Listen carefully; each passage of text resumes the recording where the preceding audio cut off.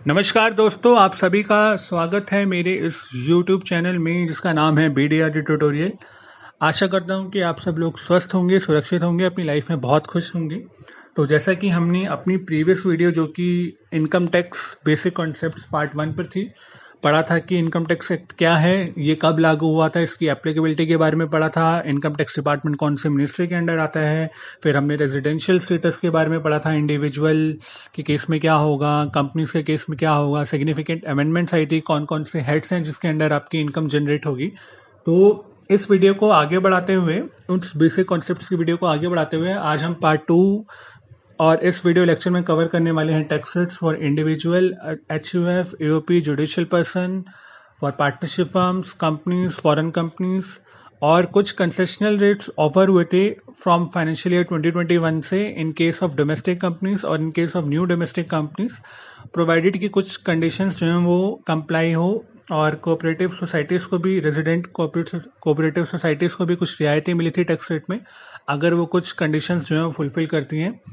तो इस वीडियो में हम ये सब पढ़ने वाले हैं, प्लस जो इस वीडियो में हम टैक्स रेट्स पढ़ने वाले हैं वो एज पर ओल्ड रिजीम होंगे। हमारी जो नई वीडियो होगी, जो नेक्स्ट वीडियो होगी, वो एज पर ओल्ड रिजीम होगी, एज पर न्यू रिजीम होगी, माफ करना, एज पर न्यू रिजीम होगी। और जो हमारे कंपैरिजन्स होंगे उसमें ओल्ड रिजीम के और न्यू रिजीम के और कौन से आपके लिए मोस्टली बेनिफिशियल हैं, डिपेंडिंग अपॉन कि आपकी इनकम क्या है, आपकी डिडक्शंस क्या हैं, एग्जम्पशन क्या हैं। उसके बाद नेट टैक्सेबल इनकम के बेसिस पे हम ये बताएंगे कि आपके लिए कौन सी बेनिफिशियल हो सकती है स्कीम, ओल्ड रिजीम या न्यू रिजीम। तो ये हम अपनी नेक्स्ट वीडियो में कवर करेंगे। बहरहाल इस वीडियो को शुरुआत करते हैं और शुरुआत करने से पहले आप सभी से एक रिक्वेस्ट है कि इस वीडियो को बिल्कुल अंत तक देखिएगा, क्योंकि इस वीडियो में मैंने कुछ प्रैक्टिकल क्वेश्चंस भी इनकॉर्पोरेट किए हैं जो आपको हेल्प करेंगे इन कॉन्सेप्ट्स को समझने में। सो आइए इस वीडियो को शुरुआत करते हैं। शुरुआत करने से पहले एक आखिरी रिक्वेस्ट आप सभी व्यूअर्स से जो भी इस वीडियो को हिंदी में देख रहे हैं, if you want to watch this video in English, you can go into the description box of this particular video and can click on the link as mentioned in the description box। तो आइए चलिए start करते हैं इस lecture को।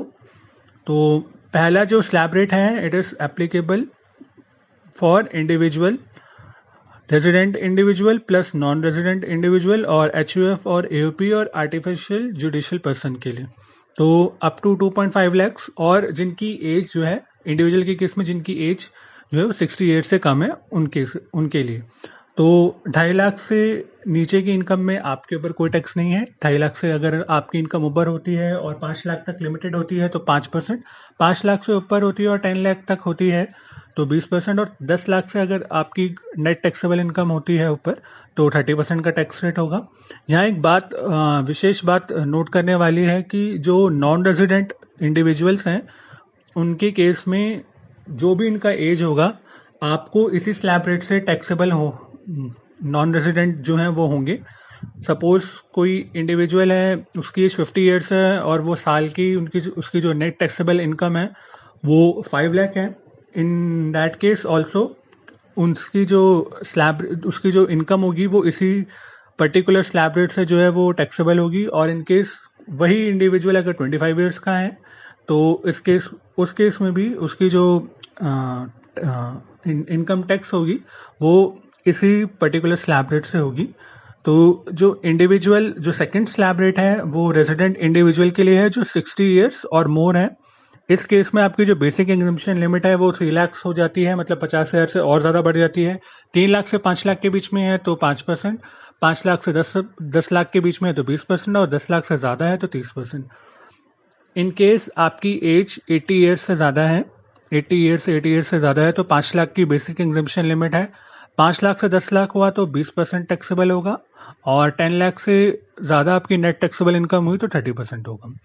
इसके बाद एक कॉन्सेप्ट आता है surcharge. In case individual, AOP और आर्टिफिशियल जुडिशियल पर्सन या HUF की इनकम 50 लाख से ऊपर जाती है तो आप पे सरचार्ज एप्लीकेबल हो जाएगा। सरचार्ज हो जाएगा 50 लाख से, अगर 1 करोड़ के बीच में है तो 10% हो जाएगा, 1 करोड़ से 2 करोड़ के बीच में है तो 15%, 2 करोड़ से 5 करोड़ के बीच में है तो 25%, और 5 करोड़ से ज़्यादा है तो 37%।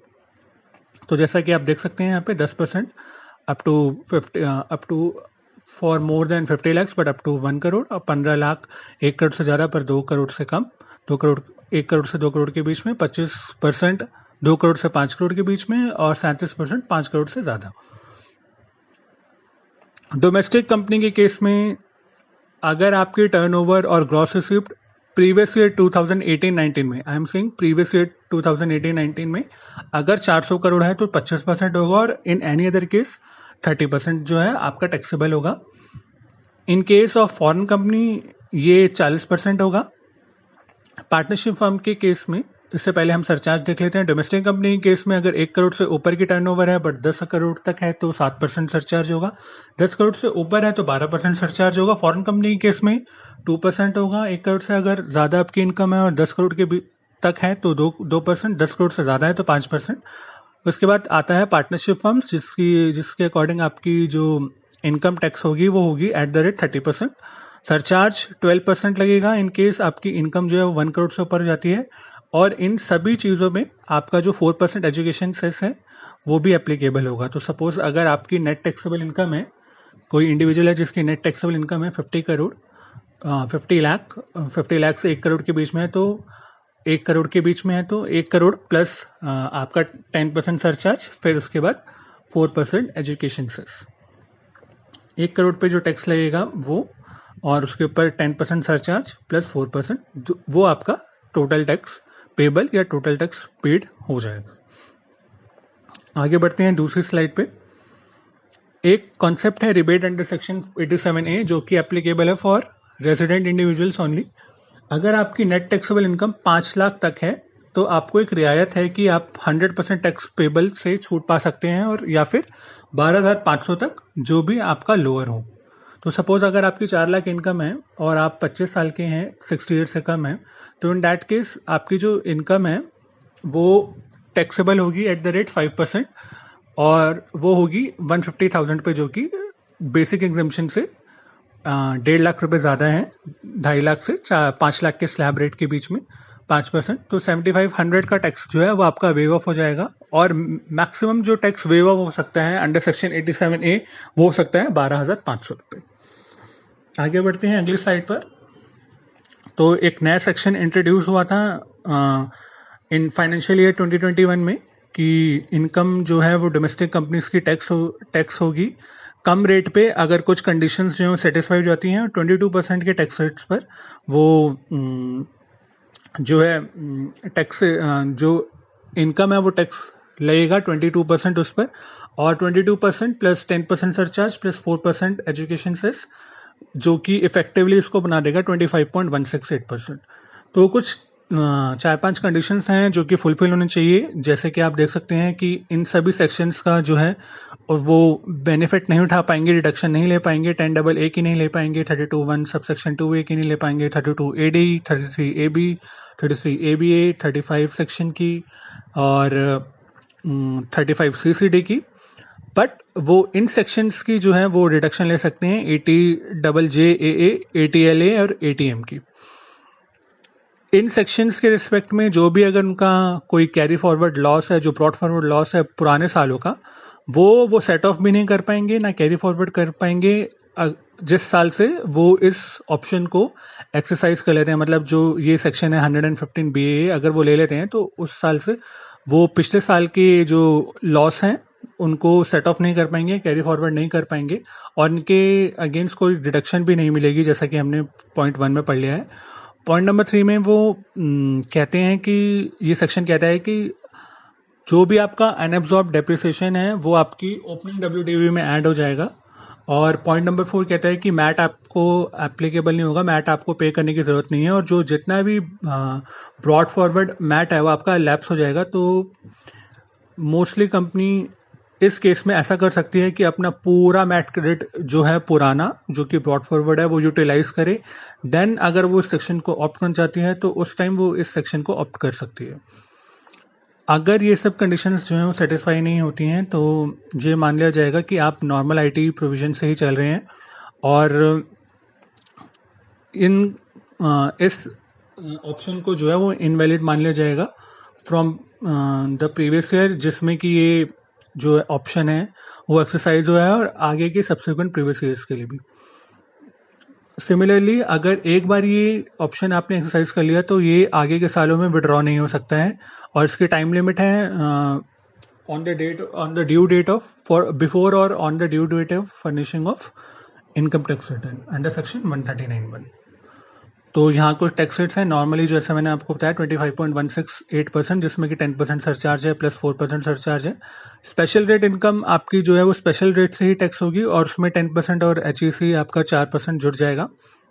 अदर इनकम जो कि मूलतः रूप से इनकम फ्रॉम हाउस प्रॉपर्टी या इनकम फ्रॉम अदर सोर्सेस है, इस केस में भी आपका जो है 22% जो है टैक्स रेट होगा, 22 plus 10% surcharge plus 4% education cess. यहाँ एक बात बहुत ही इंपॉर्टेंट है जो कि नोट करने वाली है कि सरचार्ज आपका हर इनकम पे, जितनी भी आपकी इनकम होगी उस कंपनी की, आपका सरचार्ज मैंडेटरी है, आपका सरचार्ज जरूर लगेगा, चाहे आपकी कंपनी 1 रुपया कमा रही हो, चाहे आपकी कंपनी 1 करोड़ रुपए कमा रही हो, चाहे 1 लाख रुपए कमा रही हो, तो 10% से सरचार्ज जरूर लगेगा। आगे बढ़ते हैं दूसरे सेक्शन पे जो कि है 115 BAB, tax on income of new domestic manufacturing companies. तो जैसा कि आप सेक्शन से देख सकते हैं, यहीं पे आपको 3 से 4 कंडीशंस दिख जाती हैं। कंपनी न्यू होनी चाहिए, डोमेस्टिक होनी चाहिए, या मैन्युफैक्चरिंग कंपनीज होनी चाहिए, मैन्युफैक्चर का काम कर रही हो। कुछ एक्टिविटीज़ हैं जो कि मैन्युफैक्चरिंग एक्टिविटीज़ में कंसिडर नहीं होती हैं, वो भी हम इसके आगे आने वाली स्लाइड में पढ़ने वाले हैं। तो इस केस में आपका जो टैक्स होगा वो 15% लगेगा, और इफेक्टिवली ये आपका टैक्स रेट बन जाएगा 17.16, जिसमें कि आपका इंक्लूड होगा 15% normal basic tax rate plus 10% surcharge और 4% एजुकेशन सेस। इसके लिए कुछ कंडीशन सेटिस्फाई होंगी, जैसा कि हमने 115 BA में भी पढ़ा था। तो वही सिमिलर सेक्शंस हैं जिनकी रिस्पेक्ट में आपको वो सब नहीं मिलेगी, डिडक्शन नहीं मिलेगी, वो हम अगले आने वाली स्लाइड्स में कवर करेंगे। पर उससे पहले कुछ बेसिक कंडीशंस हैं जो जानना बहुत ज़रूरी है कि कंपनी जो है वो 1/10/2019 से पहले सेटअप हुई हो, और उसका जो बिजनेस है वो स्टार्ट हो गया हो, मैन्युफैक्चरिंग बिजनेस वो स्टार्ट हो गया हो 31/3/2023 से पहले। मतलब दोनों कंडीशंस फुलफिल होनी चाहिए, 2019 से पहले वो रजिस्टर्ड हो गई हो और मैन्युफैक्चरिंग बिजनेस उसका स्टार्ट हो गया हो 31/3/2023 से पहले। नई कंपनी हो बिल्कुल, और कोई पुरानी कंपनी एग्जिस्टेड ना हो जिसका रिकंस्ट्रक्शन हुआ हो। उसके बाद प्लांट एंड मशीनरी नहीं होनी चाहिए, but total value of 20%, total fair value of face value of total fair value of plant and machinery का 20% जो है वो सेकेंड हैंड हो सकता है, और इम्पोर्ट मशीनरी जो है वो हम न्यू मशीनरी ही कंसिडर करते हैं। तो ये 2 एक्सेप्शंस रहेंगे। कंपनी कोई ऐसी बिल्डिंग या यूज ना करे जो कि प्रीवियसली यूज हुई हो फॉर होटल और कन्वेंशन सेंटर के लिए, और मैन्युफैक्चरिंग कंपनी हो जो कि मैन्युफैक्चरिंग एक्टिविटीज में डील करती हो।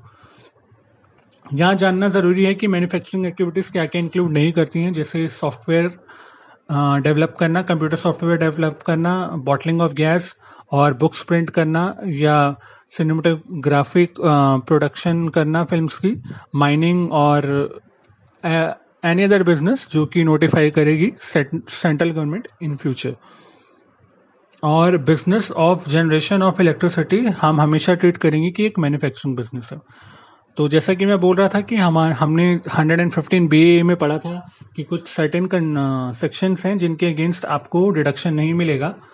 तो यहाँ पे सिर्फ एक सेक्शन जो है वो आप देख सकते हैं 10AA 32 सेम सेक्शंस हैं सारे के सारे, जिनके अगेंस्ट आपको डिडक्शन नहीं मिलेगा अदर देन ATJJA और ATM। उसमें हमने पढ़ा था कि 3 सेक्शन थे, ATJJA, ATLA और ATM, जिनके अगेंस्ट आपको डिडक्शन मिल जाएगा। इसमें 2 सेक्शन है, मतलब ATLA के अगेंस्ट इसमें कुछ नहीं लिखा गया है, और कंपनी जो है वो इन सेक्शंस के अगेंस्ट कुछ भी जो है लॉस वो सेट ऑफ नहीं कर सकती है, कैरी फॉरवर्ड नहीं कर सकती है, और इन सेक्शंस का कोई डिडक्शन भी नहीं मिलेगा।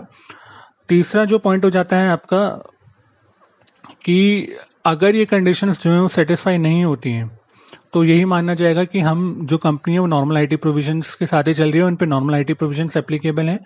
और अगर इन वो पॉइंट्स जो हमारे प्रीवियस 3 to 4 में थे, 3 to 5 में थे, जो हमारे ये हो गए, जैसा कि आप देख सकते हैं, मैं अपनी प्रीवियस स्लाइड्स को रोटेट कर लेता हूँ। Plant and machinery should be new, plant and machinery से रिलेटेड है। तीसरी कंडीशन बिल्डिंग से रिलेटेड है और मैन्युफैक्चरिंग कंपनी होनी चाहिए। अगर ये कंडीशंस उनकी फुलफिल नहीं होती है तो हम 22% से जो है वो टैक्स रेट एप्लीकेबल हो जाएगा हमारी कंपनी पे, जो न्यूली डोमेस्टिक कंपनी है उस पर। नाउ एक कॉन्सेप्ट था इसमें रिलेटेड पार्टी ट्रांजेक्शन का और ट्रांसफर प्राइसिंग का। अगर इन फ्यूचर और ऐसा प्रतीत होता है असेसिंग ऑफिसर को कि कंपनी अपनी किसी रिलेटेड कंपनी को, जैसे एक होल्डिंग कंपनी सब्सिडियरी कंपनी को फायदा पहुंचाने के लिए ये सेक्शन यूज कर रही है, तो इन केस वो दोनों कंपनीज को नोटिस दे सकता है, उसके अगेंस्ट वो देख सकता है कि क्या उनके जो प्रॉफिट हैं उनमें कुछ चेंजेस हुए हैं या कुछ उनसे छेड़छाड़ हुई है, जो एप्रोप्रिएशन ऑफ प्रॉफिट्स हुआ है वो देखना पड़ेगा। और इन केस ये पाया जाता है कि एक कंपनी जो है वो दूसरी कंपनी को फायदा पहुंचाने के लिए ये सेक्शन ले रही है और उसी हिसाब से वो ट्रांजैक्शंस इंटरचेंज कर रही है आपस में, जिसकी वजह से जो एक कंपनी है उसका प्रॉफिट एकदम कम हो जा रहा है और एक कंपनी है जिसका प्रॉफिट एकदम ज़्यादा हो जा रहा है, और जिस कंपनी का प्रॉफिट ज़्यादा हो रखा है उसने जो है वो 115 BAB का सेक्शन ऑप्ट कर रखा है, क्योंकि 15% ही टैक्सेबल रेट है इस केस में, ज़्यादा नहीं है। तो उस केस में कंपनी का जो टैक्सेबल जो प्रॉफिट है वो टैक्स होगा एट द रेट 30%, और उसमें 10% सरचार्ज लग जाएगा और 4% एजुकेशन सेस लग जाएगा। और अगर ट्रांजैक्शन 20 करोड़ से ऊपर है तो ट्रांसफर प्राइसिंग के जो प्रोविजंस हैं वो भी एप्लीकेबल हो जाएंगे। कंडीशंस को इस ऑप्शन को एक्सरसाइज करने की जो ड्यू डेट है वो 139(1) के अंडर जो हमारी ड्यू डेट होती है उससे पहले या उस तारीख तक आप इस ऑप्शन को जो है एक्सरसाइज कर सकते हैं। तो यहाँ पे टैक्स रेट्स हैं, नॉर्मली जो है वो 15% चार्ज होगा और इफेक्टिवली वो 17.16 बन जाएगा, जैसा कि हमने प्रीवियस स्लाइड्स में पढ़ा। स्पेशल रेट जो है वो स्पेशल रेट से ही चार्ज होंगे और उसमें 10% और 4% जो है वो आपका ऐड हो जाएगा। नॉन डेप्रिशिएबल एसेट के केस में 22% हो जाएगा और डेप्रिशिएबल एसेट के केस में अगर शॉर्ट टर्म कैपिटल गेन है तो 15% हो जाएगा। अदर इनकम के केस में 22% हो जाएगा, जैसे इनकम फ्रॉम हाउस प्रॉपर्टी और इनकम फ्रॉम अदर सोर्सेस। और अगर आपके जो है वो ओवर स्टेटेड प्रॉफिट है तो उस केस में 30% हो जाएगा। और यहाँ पे एक बात नोट करने वाली है कि सरचार्ज आपका हर इनकम पे लगेगा, चाहे आपकी कंपनी 1 रुपया कमा रही हो, चाहे 1 लाख, चाहे 1 करोड़, 10% आपका सरचार्ज मैंडेटरी लगेगा। मैट इस केस में रिक्वायर्ड नहीं है पे करने के लिए, जैसा कि हमने 115 BA में भी पढ़ा था कि मैट रिक्वायर्ड नहीं है, तो इस केस में मैट पे करने की जरूरत नहीं है कंपनी को। अब नया सेक्शन आता है एक 115 BAD, जो कि बताता है कि कोऑपरेटिव सोसाइटीज के केस में क्या टैक्स रेट हो सकता है। वही टैक्स रेट होगा 22% और इफेक्टिवली 25.168% रह जाएगा। लेकिन इस केस में भी कुछ कंडीशंस हैं, जैसा कि हमने पढ़ा था 10AA, 32AD, 33AB, इन सब का जो है वो 35, इन सब का जो है वो डिडक्शन कंपनी क्लेम नहीं कर सकती, कोऑपरेटिव सोसाइटी क्लेम नहीं कर सकती है, एक्सेप्ट 80JJA और 80LA। सेकंड कंडीशन है कि जो आपका ब्रॉड फॉरवर्ड लॉस है वो इन रिस्पेक्टिव सेक्शंस में जो हमने ऊपर पॉइंट A में पढ़े हैं वो उसका उसको आप मतलब सेट ऑफ नहीं कर सकते हैं और ना कैरी फॉरवर्ड कर सकते हैं।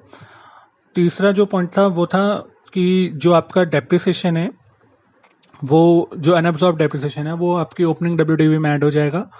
और अगर ये सब कंडीशन जो है वो फुलफिल नहीं होती है तो ये मान के चला जाएगा कि आप नॉर्मल IT प्रोविजंस के अकॉर्डिंग ही चल रहे हैं और ये ऑप्शन जो है वो इनवैलिड कैटेगराइज्ड हो जाएगा।